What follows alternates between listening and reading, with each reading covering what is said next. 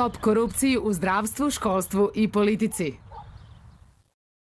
Korupcija je korupcija, da li ona bila i na 10 kuna i na 1.000.000 kuna ili na 100 milijuna kuna. Ona je korupcija, ali nivo vrijednosti te korupcije sigurno treba mjeriti na način da vidite od kud uopće korupcija izlazi. Jer korupcija je morala ipak u krajnosti, kad se realizira, da li je neko uzeo 1.000.000, 2 ili 5 milijuna kuna ili 10 ili 100, ona je imala neku podlogu. Neko je omogućio da uopće dođete u poziciju da budete korumpirani ili da vas neko korumpira. Znači da kroz legalizaciju korupcije je jednostavno velika odgovornost političkih elita. I zato su građani dali u zadnjim svim istraživanjima političarima najnižu ocjenu, ali nije tu samo pitanje političara. Pogledajte rejtinge gotovo svih institucija. I Hrvatska u ovom trenutku ima puno veći problem društveno-socijalne krize nego ekonomske krize. Mi ekonomiju znamo kako treba riješiti. I ona se relativno brzo u Hrvatskoj može riješiti. Ali pitanje društvene i moralne krize, sociološke krize, psihološke krize u ovoj zemlji je rješenje i rješavanje koje će potrajati dugo. A za taj dio trebate dobiti ljude kojima jednostavno građani ove zemlje vjeruju. Ako vi imate institucije zemlje gdje niko ne vjeruje, ni crkvi, ni policiji, ni vojsci, ni gotovo nikome, učiteljima u školi, ne vjerujete više ni mesaru da li vam daje dobro ili loše meso, to je sve jedan oblik korupcije. Ali ta korupcija i taj dio odnosa izvire iz srži, odnosno od glave gdje su zakonodavnim rješenjima omogućene takvi oblici koruptivnog djelovanja. Da li je korupcija u politici vezana isključivo uz neki ekonomski segment? Ne. Mislim da je on samo najviše izražen, jer u ekonomiji uvijek se radi oko novca, oko raznih transakcija.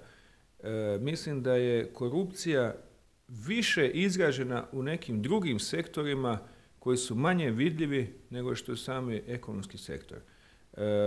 Kad govorimo o ekonomskom sektoru, onda ako imate poslove 100 milijuna kuna, vi ste ipak napravili neki posao.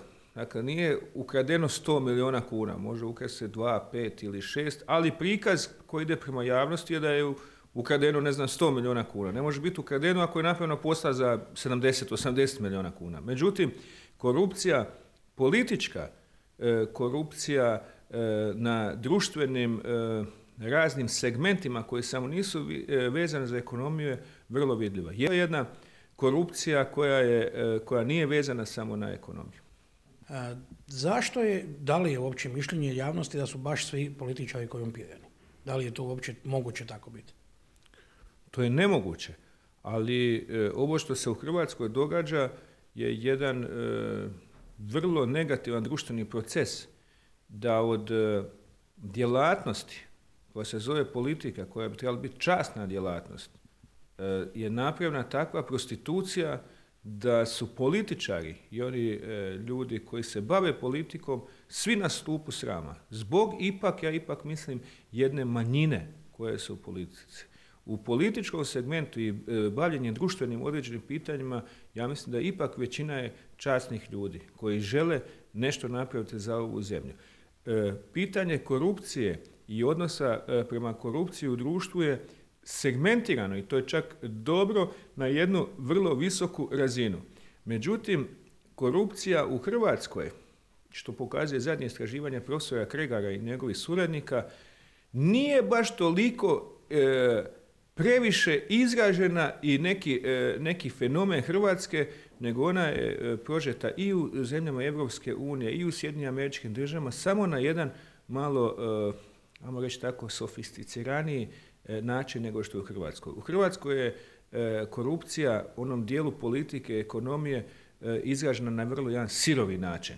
I to je ono što boli svakog malog čovjeka, takozvanog malog čovjeka, građana, kao obveznika poreza, jer od njegovog dijela koje on teško izdvaja iz svoje relativno niske plaće, ljudi odnosno političari ili segment politike, a posebno vladajuća struktura, radi jedan pod navodnicima vašer ili tržnicu ili market svojih taština, a kroz te taštine onda radi i svoju ekonomsku korist iz tog dijela. Ali nemam nikakve iluzije da su svi političari isti i to jednostavno je nemoguće, jer ni svi ljudi nisu isti i to je bila najveća glupost, mada vladajuća struktura i ljudi koji su najviše zadrli u područje korupcije pokušavaju nametnuti takvu jednu teoriju, koja je naravno neistinita. Najveća korupcija se dogodila u Hrvatskoj, sad moram reći jedan malo apsurdan izraz, na legalan način. Da imate pitanje privatizacije i pretvorbe, pitanje određenih zakonskih rješenja gdje su donijeli saborski zastupnici kroz zakonska rješenja, da je sve taj dio takozvane pogleda izvana korupcije legaliziran kroz određene zakonske okvire. Sad je pitanje da li je korupcija napravljena kod donošenja takvih zakona. Mislim da je, kad bi išli u analizu od 90. godina na ovamo, da je najveća korupcija bila kod donošenja određenih zakonskih rješenja. Naravno da poslije toga kad ste zakon donijeli da ne možete ništa, jer ste legalizirali proces i teško će biti nešto tako dokazati, ali u najmanju ruku treba vidjeti što je sa tim zakonskim rješenjima i odgovornost u najmanju ruku moralnu, jer zakonsko je teško tražiti od predstavnika zakonodavne vlasti, ali moralna odgovornost ko je donosio takve zakone da bi danas imali društvo koje je u potpunom rasulu nakon 20 godina postojanja Hrvatske države. Da li možemo negdje povući liniju korupcije i nekakvih poklona, to se dosta ljudi često pitaju, znači da li su nekakvi sitni pokloni ljudima za neke usluge mogu smatrati korupcijom ili je to, ajmo reći, bezazleno? Ma gledajte, mi ne smijemo biti farizeji veći od samih farizeja. Mi moramo znati u kojem prostoru živimo. Mi živimo u jednom mediteranskom prostoru, živimo čak i u panonskom prostoru, živimo čak i u balkanskom prostoru. Hrvatska je satkana od niza kulturoloških i kulturnih različitosti kroz svoju povijest. I naravno da imate neke regije gdje je normalno da neko nekome pokloni kravatu, da pokloni, ne znam, za nešto što je mu, to može biti dobar osmijeh, to može biti jedan ljubazan odnos prema predmetu bez ikakvih koruptivnih djelovanja. Sada, kako mi znamo pretjerivati u samom odnosu, a ne rješavati bit, onda znamo i optužiti nekoga za nešto što uopće ne stoji. Primjer jedan, na, ajmo reći tako, visokoj politici je bilo pitanje reflektora potpredsjednika vlade, gdje on u svome mjestu, selu, već od kuda je, preko neke firme koja je donirala reflektora za to mjesto. Mi smo od toga napravili najveću aferu korupcije. Mi možemo optužiti za bilo što potpredsjednika ili politiku. Ali sad, da li je u svom mjestu on napravio reflektora, ja mislim da je to više za pohvalu nego za osudu. Jer takvi dijelovi, on nije to napravio sebi, nije napravio uzeo svoje dvorište. To je ostalo jedna društvena korist. Takvih stvari i taj mentalni sklop, on se vuče i od socijalizma, koje su neke stvari, neke ceste, neki putevi, neka groblja su napravljene doslovno na takav način. Da li je tu bilo osobne koristi? To treba istražiti. Ako to nema osobne koristi, to onda dobar društveni projekt i on ima određene svoje kulturološke ciljeve. I kod nas i na cjelokupnom balkanskom prostoru i pod utjecajem određenog i orijenta i istoka radi o korupciji na jedan siroviji način.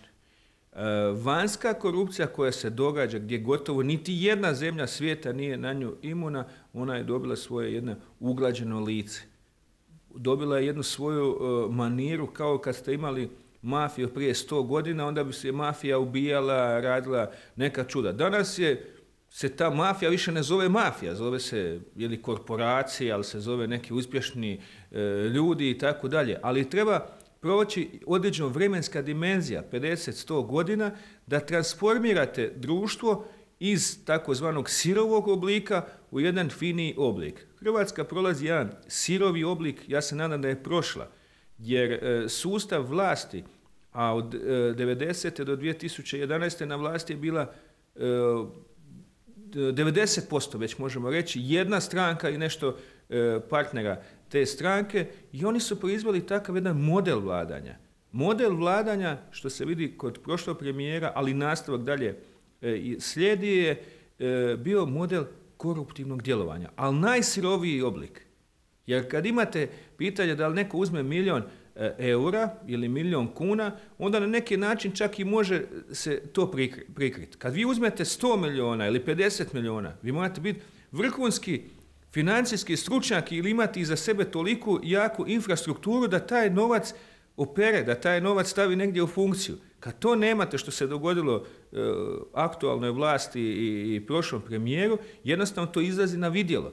Ne možete vi dolaziti u malom gradu kao što je Zagreb, odnosno u europskim nekim okvirima i hodati po galerijama i kupovati slike od 50-100 tisuća eura ili 20 tisuća eura da se to ne zna. To je jednostavno nemoguće. Znači, ipak je bio jedan sirove metode, sirovog sustava, potpuno nerazrađenoga i potpuno neučinkovitoga za funkcioniranje države i društva u pozitivnom smislu.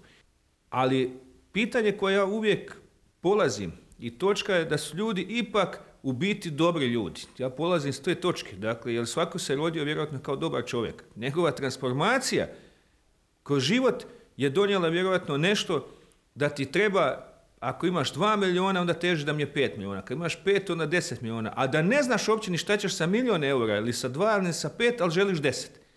To je se dogodilo u transformaciji Hrvatske. Od 90. do 2011. velikoj većini te takozvane političke elite. Da li smo mi kao društvo skloni korupciji Balkanu? Kulturološki gledajući na neki način da, ali ne puno više ili manje od nekih drugih zapadnih zemalja. Svaki pojedinac, ako mu je zakonski dozvoljeno i ako se zakonski ne sankcionira, je sklon nekim radnjama koje nisu u okviru nekih moralnih načela i određenih zakonskih regula. Uzmite primjer, neko ko vozi automobil, ako ga vozi u Švedskoj, neki naš čovjek iz Hrvatske koji tamo živi 30 godina ili 20, on će točno striktno voziti 120 ili koliko je stavljeno. Tim istim automobilom doće u Hrvatsku, vozit će bez ikakvog razmišljanja 160, 170, a zna da je 130 se smije. Zašto? Jer ga neće tu niko sankcionirati, ako ga neko ulovi, vjerovatno će se na neki način dogovoriti, a u Švedskoj bi ostao bez dozvole na godinu dana, išao bi polagati ponovno vozački ispit, platio bi toliki novac da bi ga bolila glava koliko god ima puno novca i ne pada mu na pamet, većini od 99,9% ljudi ne pada na pamet da krši pravila. Isto je to u SAD-u. Zašto? Jer je zakonodavac je propisao pravila ponašanja. Nema ni poštenog Njemca, ni poštenog Amerikanca, ni Šveda toliko da ne bi nešto uzeo ako je mu to omogućeno. Međutim, ako zna da će biti zakonski sankcioniran, onda on stvara model od vrtića prema cjelokupnom životu, da je model koji je neprihvatljiv, je društveno osuđen, ali i zakonski sankcioniran. Znači, ono što smo rekli na početku, znači nekakva moralna svijest kompletnog društva bi trebala smanjiti korupciju, ali nemojmo sanjati da nikad neće biti, da će korupcija biti iskorijenjena. Toga će manje više biti uvijek. To je gotovo sigurno, zato što je i u najrazvijenijim demokratskim zemljama ona postoji, ali postoji u manjem obimu i taj manji obim se brzo otkriva i sankcionira se. Hrvatska mora težiti prema što manjem obimu korupcije, bila ona ekonomska, politička, društvena, bilo kakve vrste, da jednostavno budemo društvo koje korupciju ne shvaća kao svoju pojavu, ne shvaća kao svakodnevnicu, nego i shvaća kao jedan ekscesni slučaj. U tom ekscesnom slučaju se takvi ekscesi rješavaju kroz zakonodavne okvire.